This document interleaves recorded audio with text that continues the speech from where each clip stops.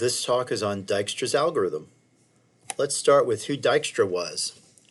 Sir Dijkstra, 1930 2002, giant of a figure. He's one of these people that pops up all over early programming. He claimed to be the world's first programmer. I think the evidence in that's a little weak. The basis for his claim was that in the Netherlands, where he was getting married, you had to fill your profession in on the marriage application. He put in that he was a computer programmer for his profession, and the clerk refused to accept it. He said there was no such profession, that no one was a computer programmer. He'd never heard of it. Dijkstra is ready to argue, but his fiancée just wanted to get married. Eventually, she prevailed on Dijkstra to change it. He put down that he was a mathematician. He had a graduate degree in mathematics, so that made some sense. And he was married, and on the basis of this, he claims to be the world's first professional programmer because the clerk in the Netherlands had never heard of it. Okay. His storied career ended at the University of Texas, 1984. Interestingly, I'll explain this comment, PhD students. So one of the things, if you're on faculty at a research school like Texas, is that you train students to get their PhD. You train PhD students, and you act as their dissertation advisor. It's a very prestigious thing. It's part of your job, but it carries a lot of prestige. You have to, of course, attract students. The students get to pick an advisor, and then they have to talk the advisor into accepting them.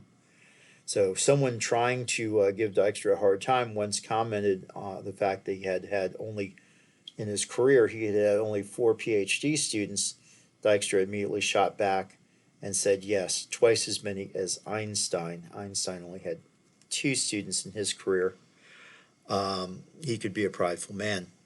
Dijkstra did many things. He wrote a famous letter called A Case Against the Go-To Statement that started the end of the go-to as a programming construct. He coined the phrase structured programming. He showed that you can do with a while loop and an if statement. If you have a begin-end block, you can do anything you can do with a go-to. There was some concern before then that there's actually no way to do everything that you could do with the go-to, but they showed mathematically that there was. He helped write the ALGOL 60 compiler. ALGOL is a very influential language. It wasn't used very much ever. It never got too many manufacturers interested. Its main proponent was the Burroughs Corporation, which was not a particularly large manufacturer of computers.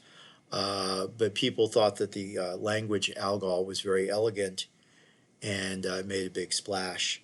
There's a 58 version, but mostly it's known for the 1960 version as a predecessor of many other languages, and Dijkstra helped write the compiler for it. A lot of his work was in operating systems. He identified the deadlock problem, which you all will be seeing probably next fall in COS 326. You might even see a bit of it in database later this semester. He invented a construct called a semaphore, which is used as a lock in concurrent programming. You'll see that in COS 326 as well.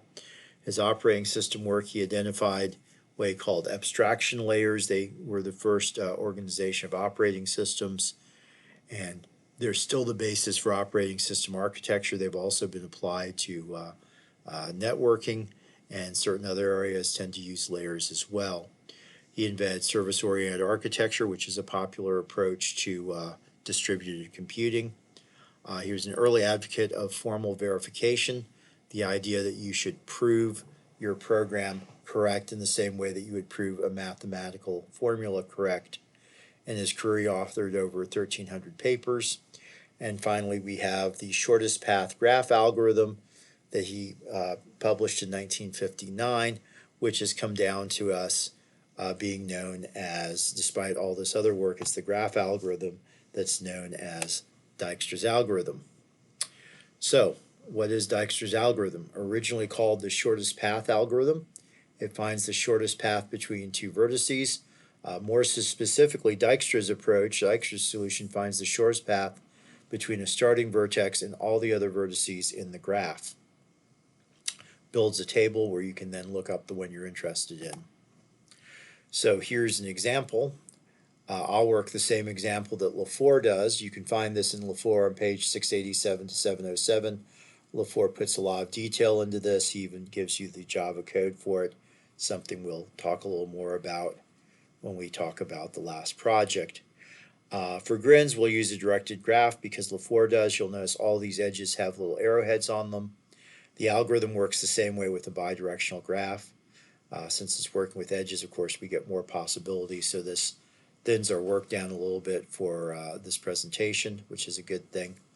LaFleur uses an adjacency matrix, but since we're not showing the code, this won't be obvious in this presentation. Will be a more abstract level. LaFleur example uses cost, specifically ticket prices, for his weights, but this really won't matter to us. We'll abstract that out too. So we're looking for the smallest, that is, since the weights or ticket price is the cheapest route. Okay? So how do we do this? Well, this is going to sound a lot like something you've already seen, so look for it. We pick a vertex as a starting point depending on what we're interested in. We make a list of edges to the adjacent vertices with a weight that is the sum, note the word sum, of the weights from the starting vertex.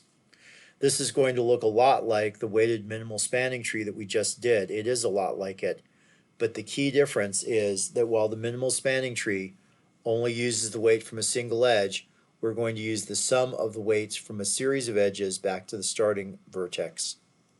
And that's going to allow us to find the minimal, the cheapest path from the starting point to another vertex, as opposed to just finding the cheapest edge. So, having made our list with the sum of the weights, we're going to pick the smallest as the cheapest path from the list. Yes, once again, we have a greedy algorithm approach, and once again, in this case, it will give us an optimal result. So we add our picked vertex to our graph, and then we remove the picked entry from the list, and we repeat steps 2 to 5 until there is a path to all of the vertices. So let's dig in and do it. We'll start at A, so I've made that red. And from our list, we're going to fill in our table. So the table is going to replace our list. And this is going to allow us to keep track of the algorithm as it goes. So step 1 has a complete list for the first step of the algorithm. Then when we repeat, we'll show the whole thing for step 2, step 3, and step 4. So each step we have room for all of the vertices. If we have no way to get somewhere, we'll enter INF for infinity, and we'll also note the previous vertex. When we put a weight in, we'll note the previous vertex for the route we're using, so we can backtrack and find our whole route. That's the cheapest, that's the minimal. Okay? So let's start. From A, we can get to B for 50, or we can get to D for 80. This is looking a lot like the minimal spanning tree because since this is the first step, we don't have to sum anything. That'll change in a minute. Don't let that confuse you. But we'll fill it into our table. So from A, we can go to B for 50, directly from A. For D, we can go for 80, directly from A. C, we can't get to it. We put in infinity. E, we can't get there yet. We put in infinity. So what do we do next? We're going to look at this chart, this list, and we're going to find the cheapest one that's not already in use. That's going to be 50. 50 is less than 80. 50 is also less than infinity. So we'll pick the 50, and we'll come down a line on the table. We pick AB because it's the cheaper. We add it to our graph in red, and we mark the chart with an asterisk. Once we've committed to it, we're not going to change it again. We've now done that, so we're done worrying about the route to B. Now that we have B, we note that we can add B to C. You see we get access to more edges. We can add B to C for 60. We can add B to D for 90. So what do we actually do? Well, we need to look at our current route. Our route from A to C is infinite, or we can now go via B, and we can go from A to B for 50 and from B to C for 60. So we sum those. That's the difference, remember.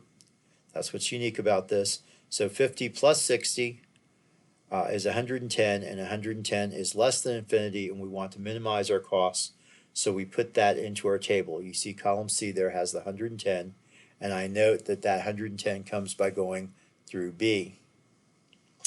Okay, our current route from A to D, we have one. From A to D it's 80. Now we have an alternative. We can go from A to B and from B to D, and we can still get to D from A. If we do that, if we go through B, our cost is 50 to go AB plus 90 to go BD. That's 140. 140 is actually greater than 80. We want to minimize our costs, so we'll leave the 80 alone. We're not interested when we find a more expensive route. We're only interested when we find a less expensive route than the current one. So we will leave going to D directly alone. So next, we pick AD. Why? Because it's the cheapest route from A that we haven't picked yet. So we add it to our graph in red, right? And we mark it on the chart with an asterisk. So you see column D now, it's marked with an asterisk, so it's in. Now that we have D, we note that we can add D to C for 20, and we can go from D to E for 70.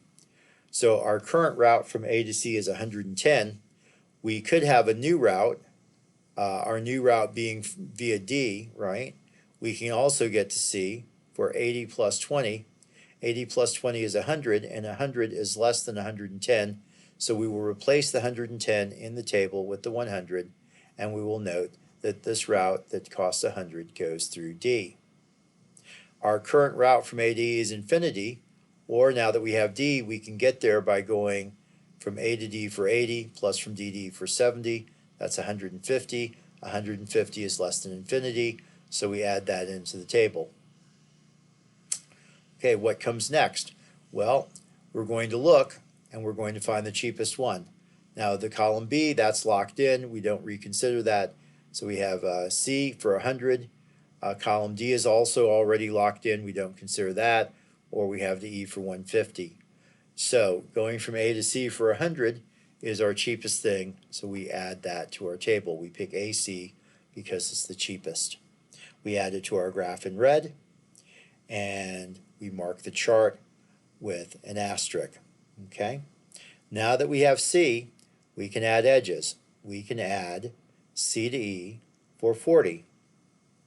Our current route from A to C is 150, but now we have a way where we would go from A to D for 80, from D to C for 20, and from C to E for 140. 140 is less than 150, so we're going to put that into the table. We'll replace our previous entry, and we'll note that we're now coming through C rather than through D.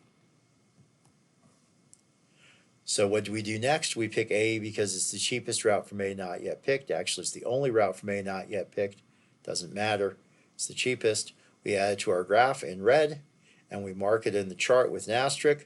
And guess what? We're done.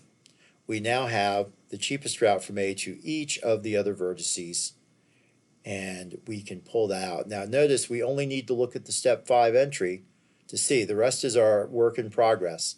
Step 5 is our completed work. We can pull that row out of our table and put it into a nice little chart like this, and we now have a column from A to each of the vertices, what they each cost, and the route that they do. So this is the table that the end user wants to see. It tells them his total cost from A to another vertex. It tells him the cheapest route. It tells him the intermediate steps from A to his destination. The tables comes out of step 5 of our work. We don't have to look back before step 5. That's our last step. To get out the route with the start, we get out the route with the start with our destination, and then we look at how we got there. Okay? So we want to figure this route. Let's look from A to E, for example. I've got all these things. Which ones do I do? Well, I start by looking up E in our previous table in our step 5. When I look up E, I see that I got there to E from C. And so then I look up at C in step 5, and I see that I got to C from D. And then I look up D in step 5, and I see that I got there from A, which is our starting point. This gives us our steps in reverse order. We can fix that. Why, as we find our steps, we push them onto a stack, and then we're back to our starting point. We can pop them off our stack, and they're in the correct order. So this is the table that shows us, for that graph, the cheapest route to everything.